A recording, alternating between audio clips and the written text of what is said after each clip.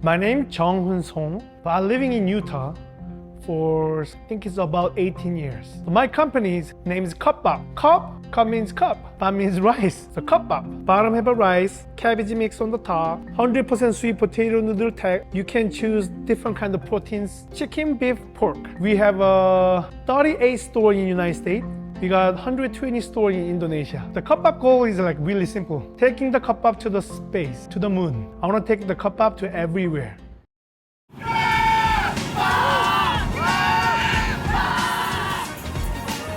I've never seen people saying, you know what, that restaurant is really fun. I don't want to say that was the marketing purpose even. If my best friend making ramen, even though that ramen tastes not good, I'm okay. That's the brand identity we try to create.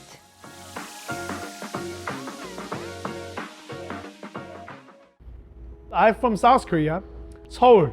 I was slacker. I never studied in my life. So my mom and my parents actually told me, just be healthy. When I actually get into high school, I have about like 10 best friends. They're all dancers, except me. I actually learned dance from each members. I started a little late, but when I actually start the b-boying in Korea, I was pretty good because I worked so hard. I practiced like 8 hours every single day. I almost making my album with my teams. My favorite manager actually came to me and said, hey, John, I think you can be really popular, but not this way. With this kind of face, cannot succeed on TV. If you can do a little comedian, you can be super famous. That night, I dropped everything. My mom, my dad, they actually make the deal between them and me. If you can stay 6 months in US, after that, you can do whatever you want. I really don't want to go to the US because I don't speak English at all. That was when I was 26, I think 26. I directly came to Utah, Salt Lake City. I just want to go back to Korea every single day. So I was like staying in the rooms all day long, just listening to the music, watching TV, that's all. I don't want to asking the money from my parents. I tried to get a job. So I went Korean restaurant because I don't have to speak English well.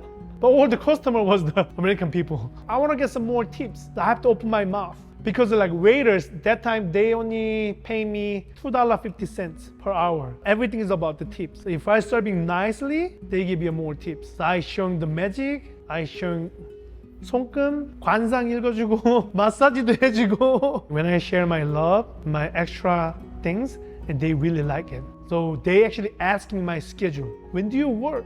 Then they coming. I got a lot of tips.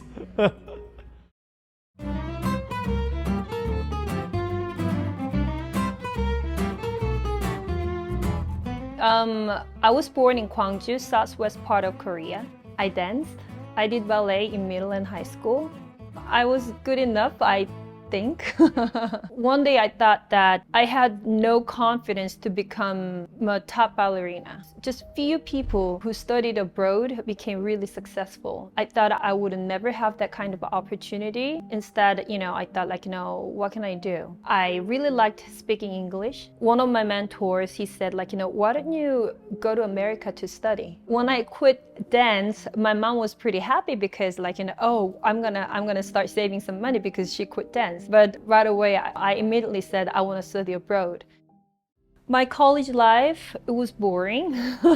I only studied and studied and studied. In my junior, I was in charge of the Asian Festival in college. Asian Festival is to introduce different Asian cultures from different countries. I was in charge of the Korean part, and I was making a choreography, mixing Korean traditional dance, hip hop, and break dance. But I knew nothing about break dance. One of my friends who had a crush on my husband said, I know one person who used to be a break dancer, so we can invite him to practice. So I was okay. I never expected that I would fall in love with him. When I got to see him again to get some help for breakdancing for the Asian festival, I was pretty impressed with his courtesy and kindness. He's a person who always try to help others. I think, it's quite different between these two approaches because a person who thinks I'm really professional, I'm good enough,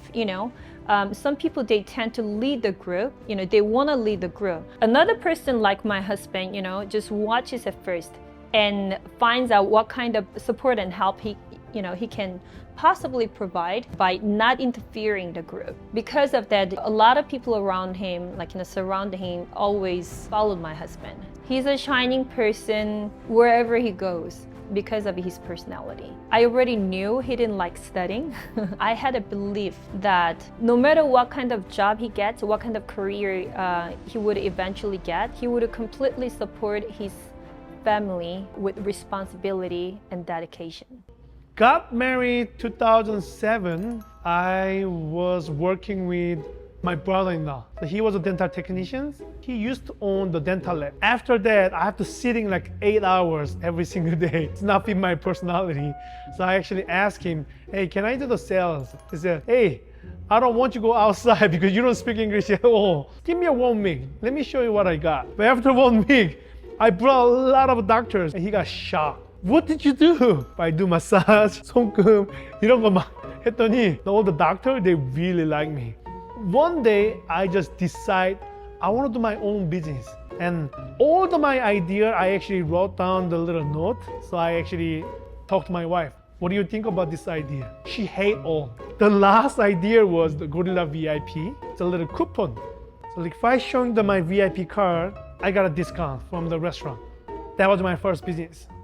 At that time, we're really poor. That's when Apple introduced the very first iPad. So restaurant membership business, including IT techniques such as a website or app or, we knew nothing about it. We created a website and he started sales and then I wanted to support him. I remember one day waiting for my husband in a car with 2 children sleeping in the car. It was late at night and we're driving together looking for a restaurant. And then we found this restaurant and he said oh, I'll come back, just wait here. And he went inside and I was sitting waiting for my husband for about an hour and a half while he did sales. And he came back into the car showing this little check for $50.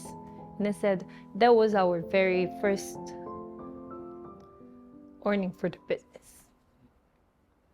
So it was not a big amount of money. Actually, I couldn't say anything but cried because I knew how much he tried to get the very first client for the business. He didn't immediately get a client right after we started business. I think it was about 3 to 4 weeks after we started it. That very moment, I couldn't say anything but very appreciated for his try and effort because I understood his excitement. I think that's the greatest foundation of this family. Okay. Hey, what's going on? Something like that. It's all good. Super hot. Super hot. Look. All right. Sandy Country Club concert up there. 200 bowls that we're hoping to sell. They guaranteed 100.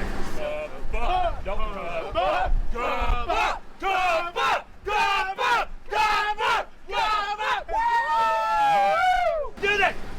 Come on!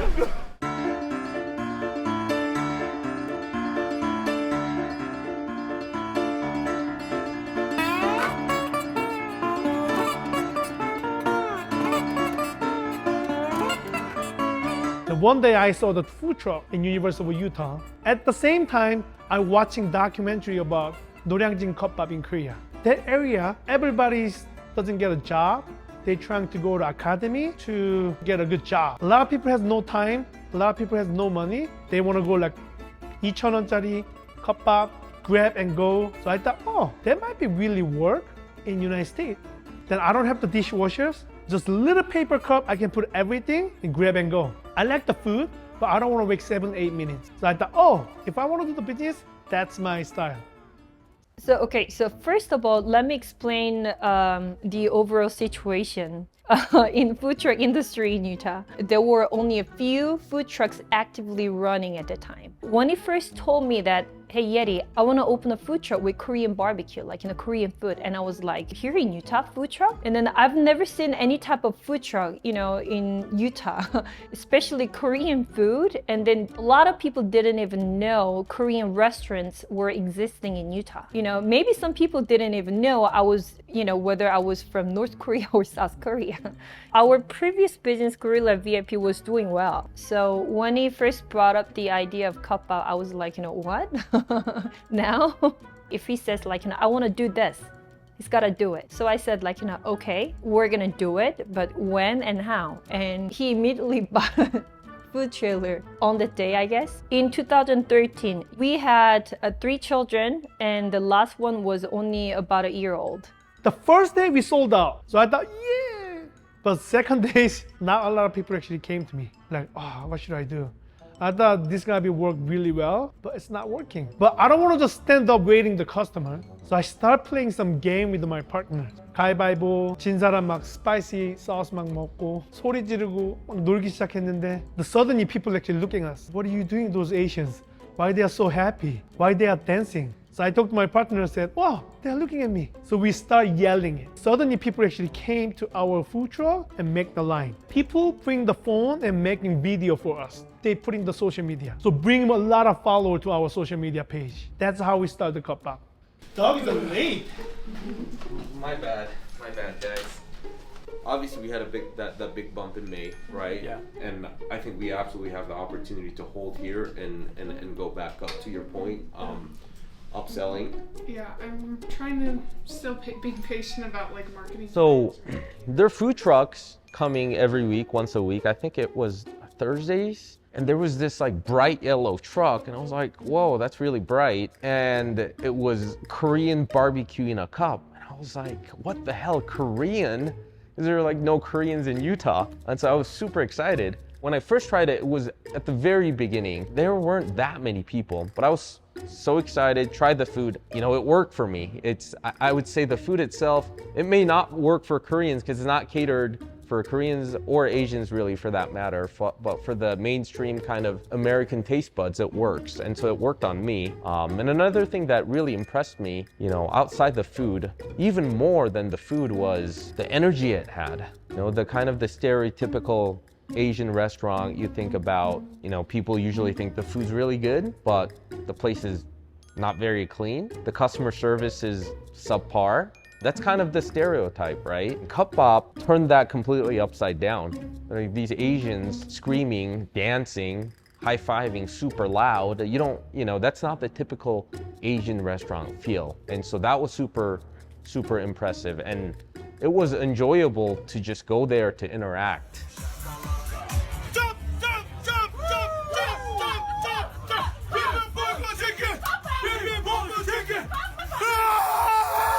And the line just kept getting longer and longer and longer and longer. And that's when I thought, wow, this place, this brand could really go places. When people talk about restaurants, they usually say, oh, the food is delicious or service is great, but I've never seen people saying, you know what, that restaurant is really fun. That's the brand identity we try to create.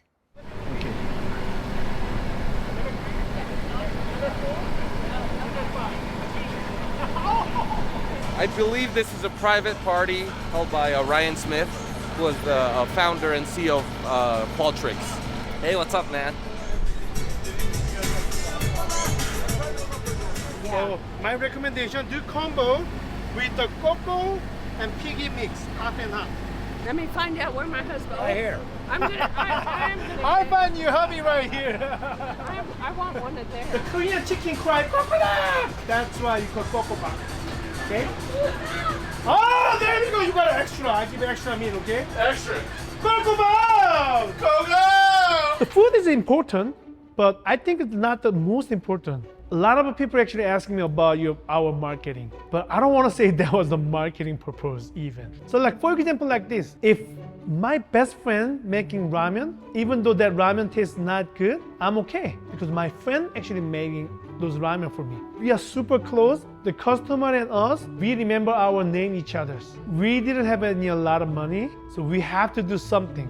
If I have a lot of money, I can just go to TV and making a little commercial over there. But that time, I have one trailers, I have two partners. And remember, Utah have a 4-5 months strong winter. So it was super hard to survive in the food trucks. What should I do? So our first idea was, if you're following us at the social media, like Facebook, Instagram, we select 1 people per month. We're sending our food truck to their house. So we can invite 25 people making private event. That first event was a hit really well. 5 TV channels came to us to making those videos. Since the very beginning, we never had a loss. We always had profits, and the profit grew over the times. It's really nice. It's unique. It's my favorite one in Utah. What's my favorite on the menu? It's definitely the ugly Cupbop. I would say at least once a week, because the only time he'll spend time with me is if I'm like, hey, do you want to go get Cupbop? I like the combo bop. I like the rock bop chicken, but I always order kimchi too. Our finance was very strong. You know, we had a lot of cash flow, and then we were just growing over times. All right, how are we? Great. Good? Ready? Another nice week. Wow, see guys, this is literally the power of our brand, right? So Leighton is... Prior to Cupbop, I was in finance for a number of years. I started off at Goldman Sachs as an equity research analyst, where I spent about 2.5 years. After that, I became an investor at a hedge fund called Citadel. A lot of people were very surprised when I said I was leaving, and especially more surprised when I said I was going to join a restaurant brand. Between Goldman and Citadel, I was coming up on 7 to 8 years on Wall Street. I always felt that if I hit that 10-year mark in only finance, am I going to be able to try something new? Not that I can't try, but I also knew that even myself, would I want to try at that point? That's why I decided to leave Citadel. I got to know Cupbop as one of their first customers, loved the product, always thought that with the good team, this could be a brand that could go national. So that's why I decided to leave Citadel. Before he joined our company, it was disaster. That time, we don't have any organizations at all. We just finding some people, putting the trucks, putting the stores, working so hard. I thought that's the system. But when Doug joined it, he trying to build up the structures. We run rate about 1.3 right now, right? Like at 1.3, our model's so efficient, we can run under 20%. Like that's... I've never seen him looking at the numbers. I once told my husband, as a CEO of this company, you also need to understand the cash flow and financial status of the company. And he said, that is not my gift.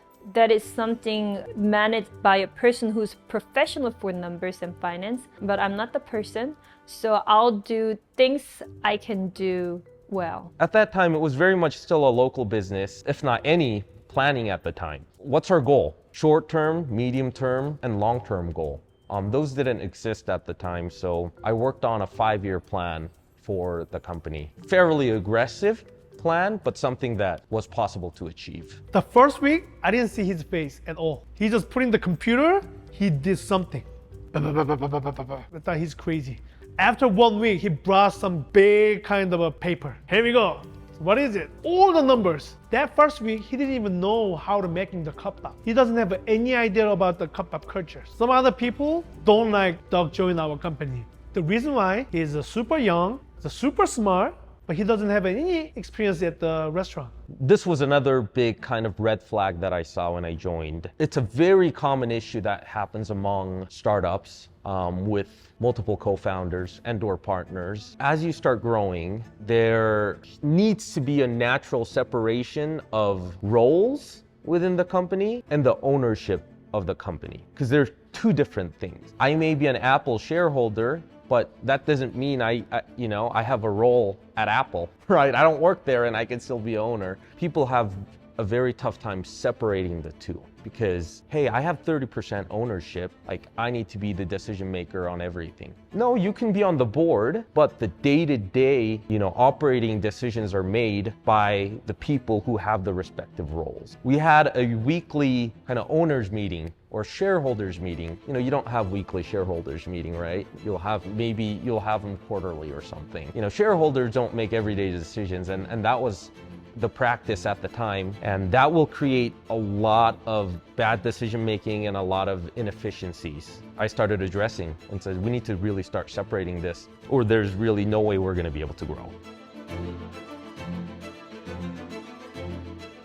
So back on November 9th, 2020, in front of me, my husband, a father of 5 children, got fired from those people who asserted that they own the majority of the company, which is not true though. So briefly to explain, the reason why this happened was because we hired a third-party consulting company to make a structure objectively, because we paid a lot of money, but when I asked my husband, hey, we can make a company structure, why should we hire paying this expensive money? And my husband said, we are trying to grow a company, not a mom and pop store anymore. We like to make a company we can compete each other fairly, so employees can expect, okay, if I do better in this company, I can be promoted. So we have to make a fair enough company that everybody can agree. But during the process, one of those people said, why should I compete with employees? I'm an owner of this company. I don't want to compete with people I train.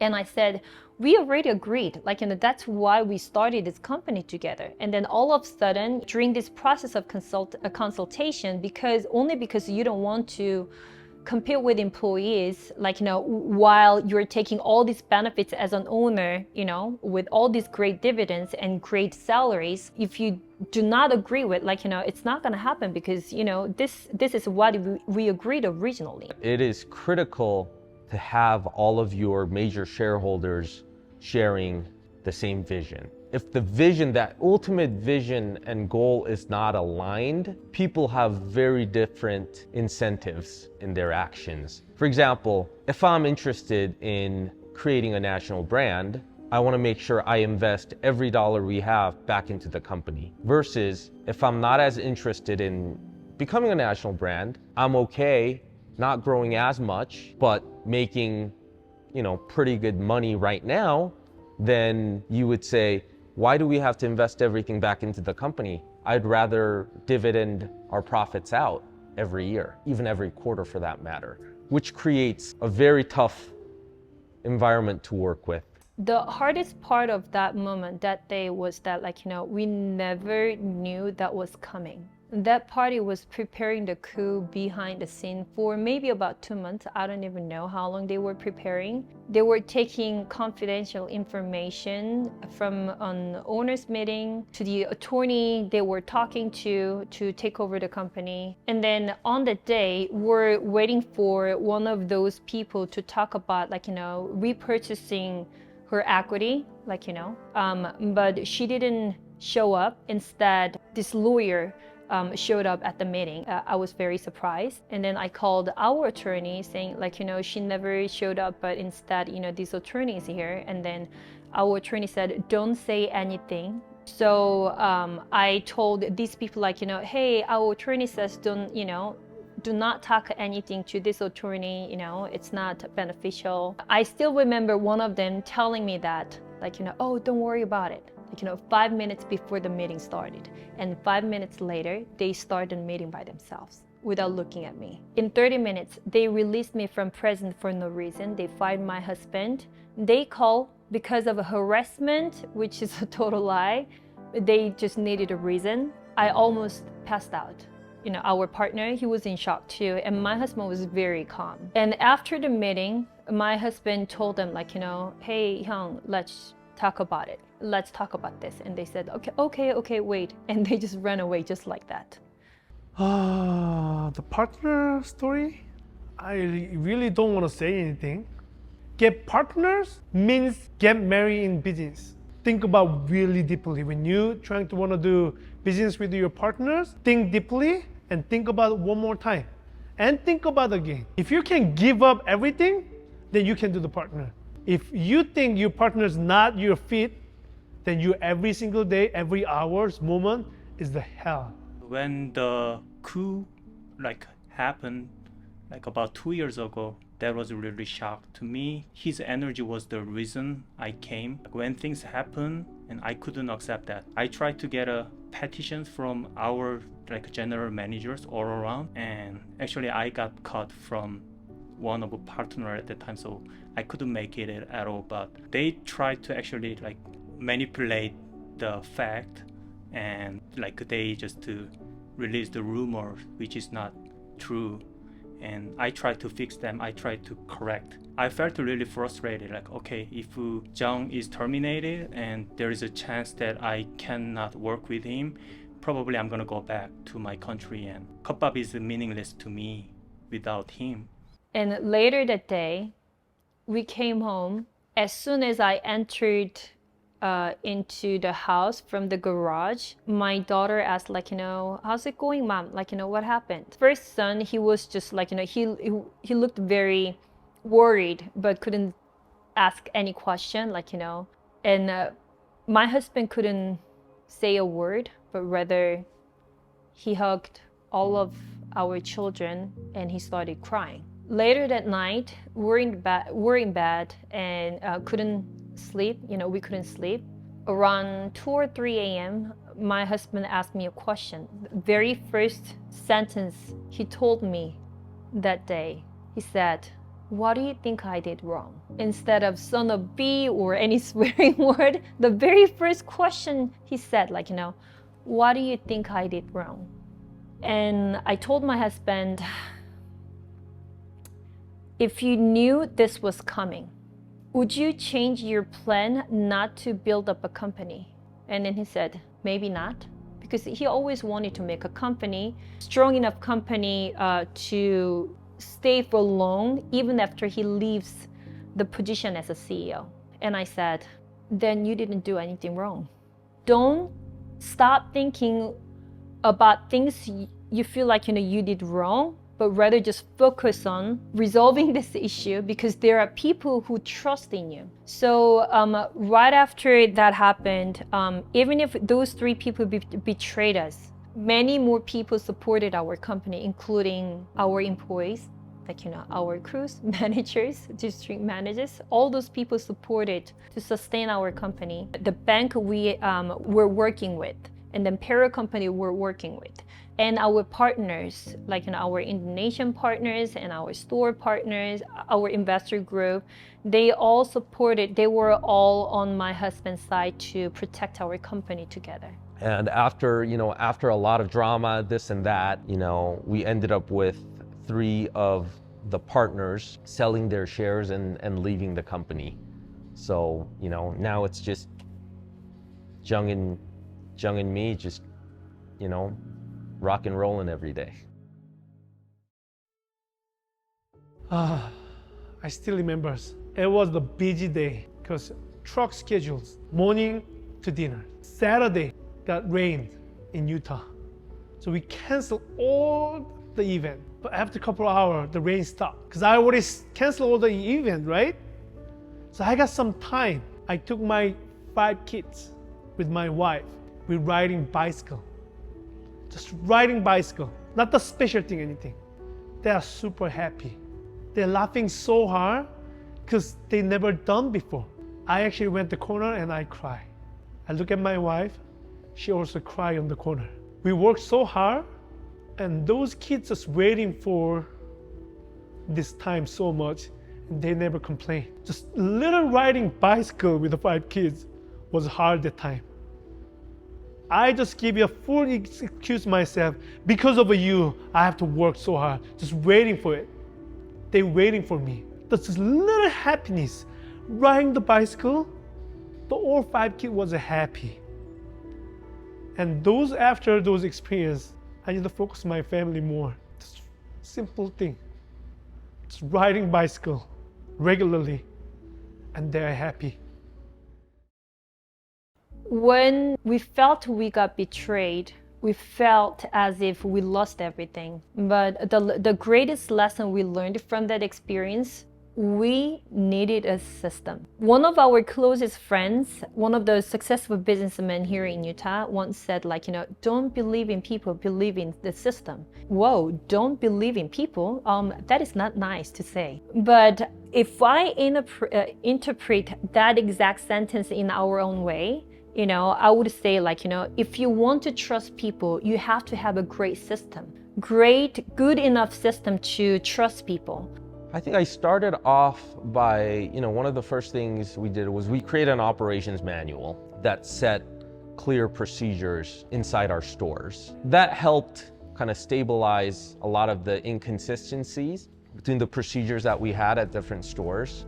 Another thing that really helped was creating a very aggressive incentive plan for our leaders at the stores. Because at the end of the day, you succeed when the leaders at the stores succeed. And to do that, you have to motivate them. And there are a lot of different ways to motivate people, but money's a common denominator for a lot of the, generally speaking. We saw benefit from that, I would say, pretty immediately.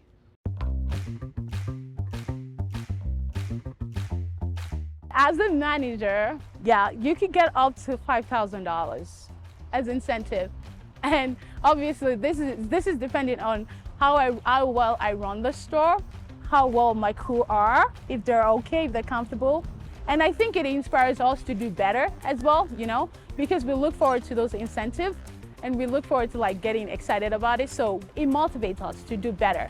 Personally, I've gotten about up to $4,000. So when we have 5 partners, I care about some people, so I couldn't do my job because I focus on my partners. But after those 3 people is gone, me and Doug just think about how to making the Cupbop great again. We want to get the Panda Express. So me and Doug, me cover front, Doug cover the back. So we cover 360 with our old crews. So that's the partnership instruction right now. I used to always tell Jung, if there's one thing that keeps me up at night, somebody will copy our concept to come in and raise a lot of money and start just going at full speed before, and all of a sudden they become the first mover and they're recognized as the Korean brand, right? And that was always my biggest worry. And I used to always tell Jung that and said, we need to really somehow get our name out there to concrete ourselves as that first mover. How do we do that? How do we do that? And Jung just said, let's get on Shark Tank. Let's go. And I thought, Shark Tank, I think that could, maybe that could work. That day I submit my paper. About the 10 different auditions, I think we passed. Phone call, video, another FaceTimes. It was super hard to get in the Shark Tank. I think the biggest strategy was let's make sure that we get interest from everybody, right? Because at the end of the day, that's a confirmation of how attractive our business is to investors. So for us, it was, let's go out there, let's show our energy, let's show them what Cupbop is all about, and let's see what they come back with. Jung told me, hey, my goal is to not have subtitles. I lived in the US, far too long. It would be embarrassing to have them, put subtitles for me, which they didn't. So I think we succeeded in both. Super fun. After we shooting, I don't know how I explain this kind of feeling. It was great. They are one of the top 5 famous entrepreneurs. In front of me, they want our company so badly. They fighting each other more than ours. They ate a whole bowl. One shark asking $5 million. But we made the deal with the Mark Cuban. He's the big dog. He's the legend guy. It was a super fun experience. And after that, a lot of people recognized our face. The Shark Tank guy, the little Shark Tank boys, and the Cupbop boys. They recognize us a lot.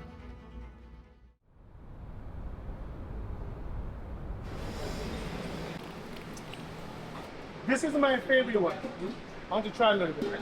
That's a little spoon right here. Ah! Damn! Yeah. I hate this company. How can we get better? How can we get better? More crunch or More meat More or crunch. cheese? More crunch. More crunch? For sure. I want to share another story too. His name is Mike Dimick. He was homeless. He had no house, he had no car. He started work with our company, like food truck crew, part-time, dishwash. That was his job. Guess what? He become a commissary guy. He become a general leaders. He become a district leader. Now he cover whole Colorado market. This guy put all the power and all the passion to his job doing Cupbop together. Whenever I see him, that's my happiness right there. Like whenever the happening in company, he actually came to me, he hugged me and he cried like the baby. I cried. The big man. He told me, whenever or if somebody can touch you and anything, just let me know. I'm your bodyguard forever. That's my motivation right there. When you look at our interview papers, first question is, are you happy?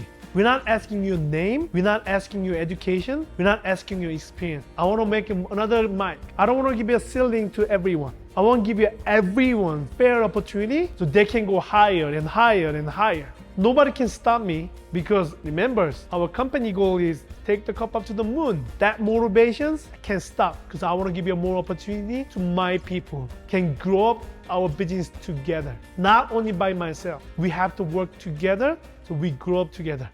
If people look at this video, they would think like, oh, they're very successful or they're becoming successful. But we're just really, really, really normal people who are trying to succeed. My husband used to drive a food truck to all different kinds of festivals. Because my husband was always busy day and night, the only way my kids were able to get to see their dad was like, I had to take my kids to the festivals with my husband together. So we always had a tent in our trunk. My kids were playing in the tent, and then I was selling food with my husband. That is one of the greatest memories we still have. I and my husband, we talk to each other like, we come this far only because of you or because of me, but we grew together. If we hadn't gone through what we've been through together, I would have never ever got to love this man this much. I used to call my husband a spring. Spring feels comfortable. Now my family, including our 5 children, is a spring to me. And they make me confident. Because of them, because of my family, I can do everything. There's nothing impossible.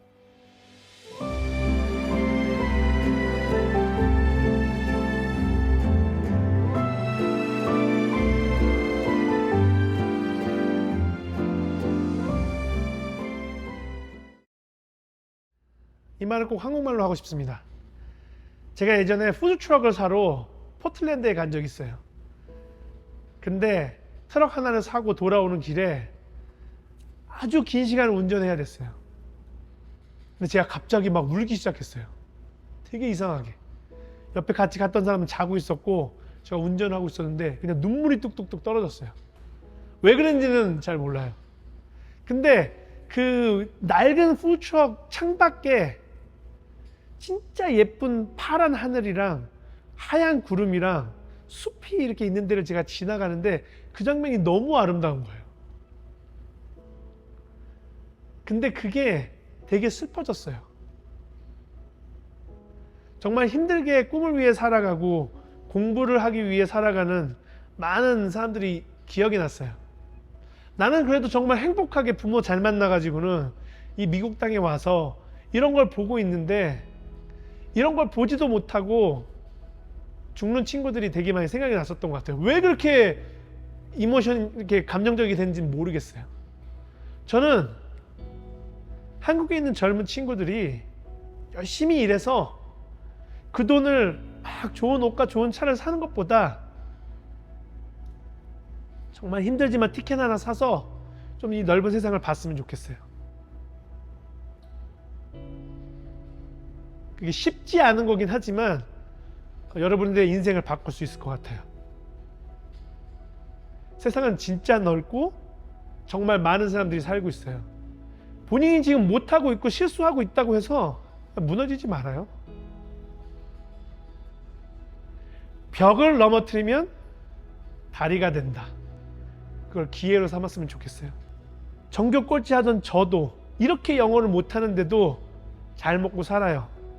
그거는 제가 조금 더 용기를 냈기 때문이에요. 두려워하지 말고, 내가 못났다라고 생각하지 말고 자기가 잘할 수 있는 거를 한번 찾아봤으면 좋겠어요. 그 넓은 세계를 보면서 한번 생각해 봤으면 좋겠어요. 저도 그 20시간을 왔다 갔다 하면서 제 와이프랑 왔다 갔다 하면서 제가 그 꿈을 꿀 수 있었어요. 그리고 그거를 용기 있게 실천했어요. 그랬을 때 지금은 제가 그 일을 9년 동안 즐겁게 하고 있습니다. 꼭 그렇게 해보시고 제가 봤던 예쁜 하늘을 여러분들도 보시길 바랍니다. 화이팅!